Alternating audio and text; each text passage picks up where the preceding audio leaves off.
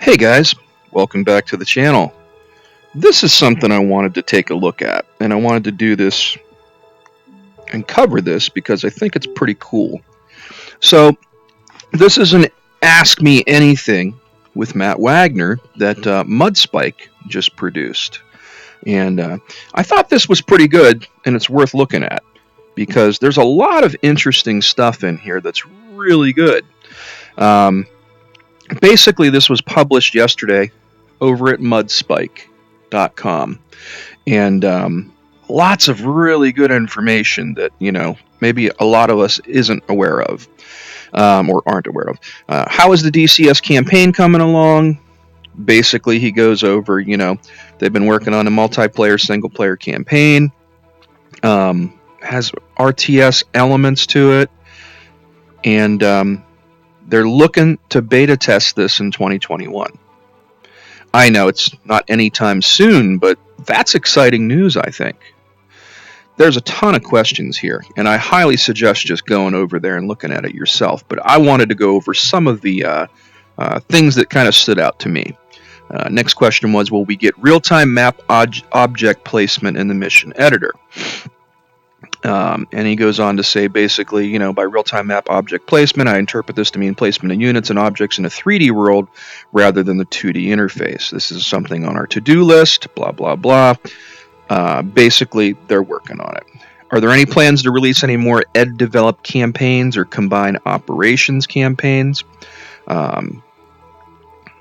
Let's see. While we release mini campaigns as part of aircraft modules, we'll leave the more involved campaigns to third-party developers. So they really don't have a lot of interest in doing the campaign stuff other than the dynamic campaign. Fair enough, because Baltic Dragon and a bunch of these other guys make some really good stuff. There's a question here about, do you plan on a movable oil tanker for mission making? Something to consider. They have bigger fish to fry. Something that's not on a list. Next question is about ATC and AI improvements. This is interesting. For now, the lead engineer responsible for this is focused on the aircraft carrier communications, departure, marshal, approach, tower, and LSO. That sounds really cool because this is the super carrier they're talking about that they're going to charge for.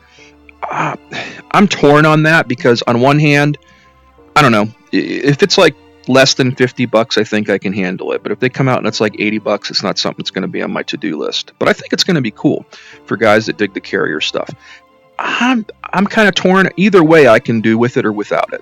I'm not one to land on the carrier much, so. And they're talking about weather improvements. How are the weather improvements coming along? Clouds that don't spin in VR, cloud types, thermals, turbulence near the ground, blah, blah, blah. We're in the process of developing a new cloud system that will support several types of clouds, cumulus, cumulonimbus, cirrus, and variations thereof. And of course, will include multi-layered cloud structures. Will there be a new module independent, defined in the engine itself, implementation of IFF? Basically, right now, it's on a module basis. They're talking about the Hornet one is probably the most realistic. We plan an accurate IFF for the Viper that's based on public information. Next question is about invoice communications. It's planned for the near future. That sounds really cool. Here's something I thought was really cool too. This is the most exciting one for me. I think for everything, not just for VR. Is there anything new on the VR front? Performance improvements, maybe like a shader mod only that it wouldn't break multiplayer. Ways to make notes in VR. Would love the grease pencils on the canopy. The biggest improvement for VR will be based on the new graphics engine that is already well into development. The new graphics engine will take advantage of GPU multi-threading and the Vulkan API. We've known about the Vulkan thing for a while, just haven't heard anything in a while. This is one of the biggest priorities of our core features team. Not only will this provide a better VR experience, it will also allow us to create much larger and more detailed worlds with richer effects and immersion. Matt's pretty good at writing. That was pretty good. It's a good idea to have the possibility to make notes on a pad in VR. We'll think about it and implement as additional game feature in VR mode. That's pretty cool. With the upcoming revamp to Black Shark, we're seeing a free update to an old module combined with paid DLC to add new gizmos. Do you see this as a viable way of continuing support for all the Elder modules in the back catalog, or is this something you need to try out first? Yes, we're going to continue to update older modules. And part of that will be updating older aircraft modules like the KA-50 and the A-10C. While we provide a free update version of these modules to existing owners, we will also provide more feature-rich versions of the module to new and existing owners. These more feature-rich versions will be offered to existing owners of the module at a substantial discount. Once the KA-50 and A-10 updates are done, we'll look into other aircraft to refresh. A big one for me would be an update to the F-5. That's exciting. So basically, they're going to give us the free graphics updates, I think, for the cockpits and whatnot. And there's other features that they're going to add as well. So what it sounds like is you're going to be able to get the free update for the A10 or the KA-50 for graphics, but you're not going to get the extra whiz-bang, features unless you buy them. Fair enough. Let's see. In the past, modules sort of faded through phases of being supported very actively to support getting sparser. While I think the natural consequence of modules costing a finite amount of money, do you see a way of making it more transparent for users? How long these phases last and what a phase module is currently in. They're currently working on a public tracking page that will allow users to view the status of each product of items being worked on in our best date projects. This might address some of the bitching and moaning that people do, like what's going on right now because of the Viper and the F-18 and everybody crying that the F-18 isn't done yet and why are they doing a Viper? If anything, it sounds like they're just going to post up their own internal, project managing tree of all this stuff, which is fair enough. They don't really have to do that, but it's clear that they're trying to keep people happy, and I think people need to ease up. With the CVN module coming, what else can we expect in the future for other naval assets? Any chance of updated damage sensor models or other ships and units? Our focus is on the supercarrier updates, and after that, the Arleigh Burke destroyer and Admiral Kuznetsov carrier. Once these are released, we'll evaluate their successes and determine the level of composition of other naval-focused content, one step at a time, as this is a deep rabbit hole. Do you plan to improve the air-to-ground AI at some point? For example, with new attack profiles, jinking under fire or terrain following flight? Most certainly, but our first AI priorities are the supercarrier, deck crew, and then air-to-air AI improvements. That's exciting. Once these are complete, we have a long list of air-to-surface and attack AI improvements in mind. Nick Gray mentioned that more than 50% of the staff are working on non-module related items. Any insight into what these items are that are actively being worked on at this point? Now, this is pretty cool. Again, this is information they don't have to share this with anybody. So with all the bitching that's going on, I think people really need to ease up and realize they're trying to be as transparent as possible. Their answers are not going to please everybody every step of the way. And I'm not a fanboy. I'm just somebody that, I've been in the industry. I worked in this industry. I know how software development goes and how much time it takes. And they're doing their best to give you, nobody's ever going to be half happy with every answer they hear or the order at which they work on things. But for them to tell us all this stuff and the information that's in this AMA, I think that's a step forward in the right direction. And if people aren't happy with that, they need to go play something else. So, indeed, regarding non-aircraft and map projects, that focus on the core products, some of the big ones are a new terrain engine, the dynamic campaign, new graphics engine, improved night lighting. Well, that's, because everybody calls it daylight simulation, because nighttime does suck in DCS. FLIR rendering tech, ground radar tech, air-to-surface radar rendering tech, improved weather, new improved effects, integrated voice over IP, aircraft AI improvement, updated replay system, that's kind of broken, improved unit visibility, improved sound engine, improved network code, and other more confidential aspects. I think, in fact, it's probably even more than 50% of company resources are invested on the core product. Now, this is what people need to understand. when somebody asks a question on these forums and then they give an answer, they're not giving you like, they're answering the question you're asking, but they're not telling you everything. Like for them to say, okay, we're taking 2 guys off of the Hornet to work on the Viper, they didn't come out and say 2 guys. They just said some of the assets are going to work on the Viper instead of the Hornet. Everybody lost their fucking mind, and they're going, oh my God, you're taking all the resources off of it. No, they're taking a couple guys. And this stuff right here, look at this, man. This is the stuff that they're working on. This is a lot of stuff. Be happy. This is what is going on in the background that you're not aware of. Regarding future plans for a dedicated server, we have seen a big improvement with it lowering required system resources. There's a potential and or plan to further optimize that. We're always improving dedicated server code and welcome input from our clients as to what they should see. And then, yes, they're going to make it a Windows service in the future. They have no desire to do anything Linux. Is Ed looking into features from the community? They're great products, but we prefer to develop in-house solutions that we can provide better support and avoid core product conflicts. Is there a roadmap for the warehouse resource system? The resource system will be greatly updated for the dynamic campaign. Are there any plans for combined arms? Certainly, but before we can do so, there are other items that need to be addressed. Detailed damage model for the ground units, improved ground AI, new and improved ground unit effects, and much more detailed ground environment. And again, I think this falls under the new engine that they're working on. Is there hope for an F4 Phantom? If so, would it be off the mark wishing that the developer heat blur using multi-crew experience and technology created building the Tomcat? The Phantom is such a legendary aircraft that we will certainly simulate it. For now, we already have another aircraft, an eagerly awaited one to work on after the Viper. Ooh. I'm going to, after reading this already, I'm going to throw out there that I think and or hope that it is an F-15 Eagle. That would be so awesome. Because what else could it possibly be? F-15 Strike Eagle? I know Razbam was supposed to do something with it, but I think they're busy with other things right now, and I wonder if these guys are just going to take it in-house.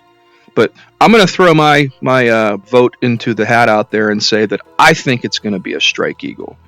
And I hope it is, because if you think about it, what have they done that they haven't done yet? And what else is eagerly awaited? The Phantom was the one that people want more than anything right now that you hear about consistently. But we have an F-18. We have now an F-16. We have an F-14. In terms of the iconic modern-day military fighters out there, what's missing? And what else is as iconic as the F-15 Strike Eagle, right? I'm hoping, man. I'm really hoping. Or even if they did an updated F-15C that was high fidelity. That would be so awesome. I'm hoping, guys. I really am. Any word on when the F6... Wait, hold on. Any word on when the A6 Intruder will be in early access? Such an interesting aircraft, but we currently have no plans to develop an A6, but this may change in the future. Here's some info for World War II. What are the plans for DCS World War II after the P-47 and the ME-262? The P-47D is far along and will be released at a completed state in Q1 2020. That's only a few months away, guys. That's awesome. I'm not a fan of the World War II stuff yet, but I plan on, with this sale that's going on right now, to jump in and maybe try the Spitfire. However, new World War II assets, such as a completed A-20 and Ju-88, will be released this year. After the P-47 will come the Mosquito. We are still collecting necessary data to correctly simulate the ME-262, and until we have enough granular data, we will not start development. That's pretty cool. Are there plans to place larger scope and vision for the World War II project? Very much so. Normandy, summer 1944, was just a toe dip in the water. New maps, new units, and a new combat theater are all in work to expand and improve DCS World War II experience. I'm going to throw this out there, too. I hope they do a Pacific theater, and I hope they do carriers. I think that would really invigorate the entire World War II experience in DCS, and I think that would really kickstart it for a lot of people. We're developing highly detailed damage model, long-awaited torpedoes feature that will allow to use torpedoes by aircraft and Navy units, improved sighting system, and improved aircraft AI to make the experience better. Again, my vote is for a Pacific theater. I think that would be cool. Can you elaborate on any plans to release other World War II maps for other locations? Not today, but soon. Are there internal discussions regarding the choice of module build to release schedules for World War II? Blah, blah, blah. I'm not going to go over everything about World War II. There's a lot of stuff here. You guys can read this. DCS Mosquito, dream or reality? Very much a reality. You can expect that in 2020. Are there any plans to create an ATIS? Perhaps when we create the new airfield ATC system. Hind. The Hind is one of the most anticipated helicopter modules ever. How will multi-crew work? This is still being designed. We plan an intuitive means to command the other crew members to accomplish basic sets of tasks. Interesting. Will the Yak-52 ever be patched? Most certainly. Something about Q1 2020. What's next after the release of the F-16? After the F-16C will come the P-47D, the M124 Hind, and the Mosquito. Interesting. They avoided what is the next big aircraft. But that's fine. I'm telling you what, man, I think it's going to be an F-15, either a Strike Eagle or a C. Hopefully it's a Strike Eagle, and they somehow or another share resources with Heat Blur and use that dual cockpit thing they got going on there with the AI Jester.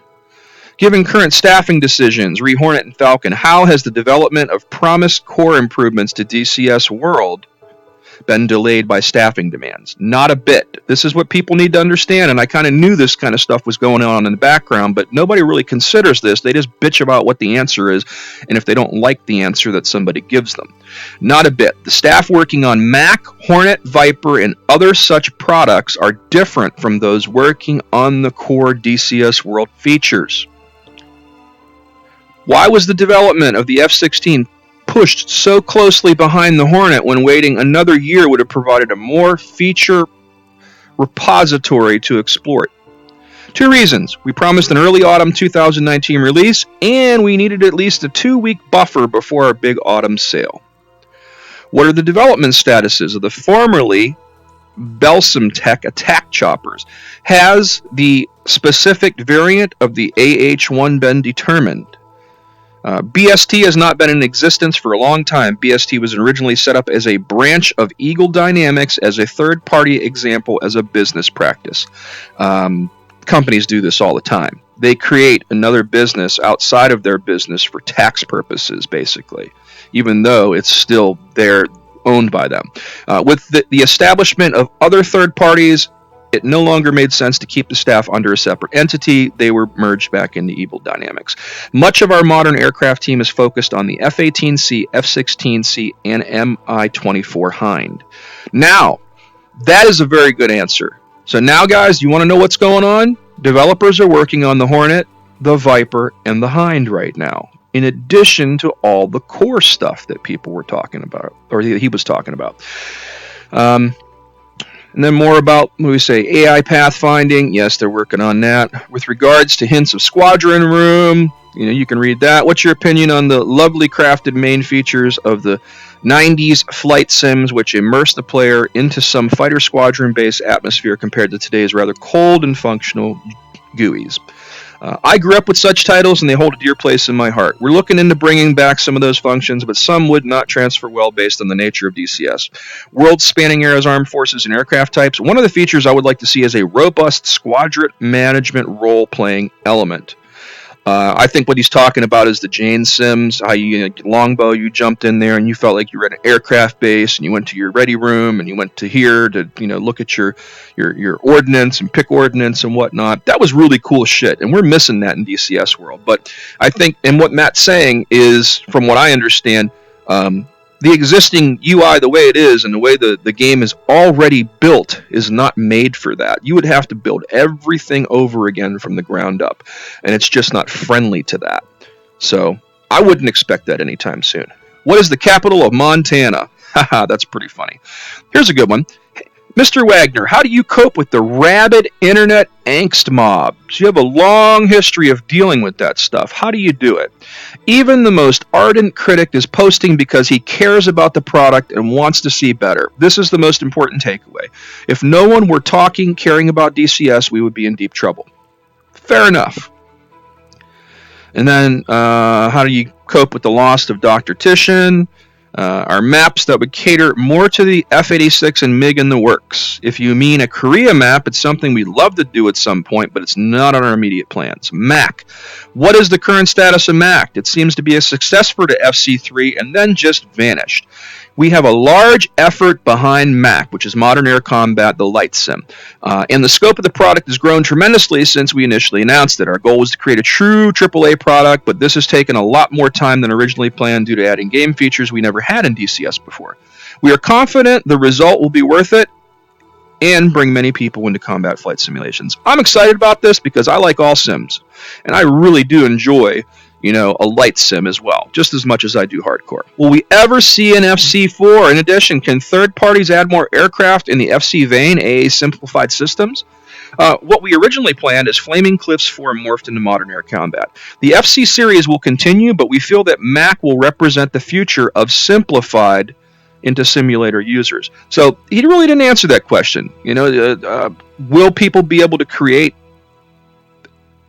a Flaming Cliffs type modules? Nobody's done one yet. So, and I don't know that it would really sell that well unless it was cheap. If it was like $15 for an aircraft or something like that, like the Flaming Cliffs ones are right now, they might sell. And I can't see it being that hard to do, but I think it would throw a monkey wrench into the works too, especially for online. But then again, I think the servers could pick and choose what planes are, viable or choosable.